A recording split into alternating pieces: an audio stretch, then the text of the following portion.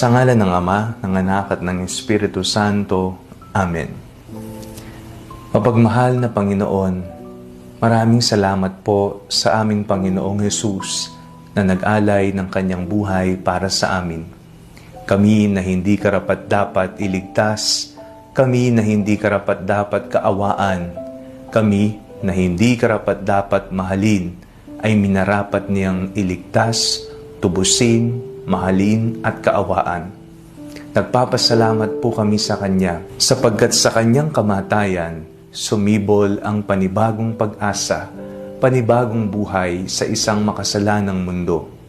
Dakila ang iyong pagmamahal, Ama, at ito'y nakita namin sa iyong anak na naparito, hindi para paglingkuran, kundi para maglingkod sa amin, at ang ialay ang kanyang buhay para sa kanyang mga kaibigan.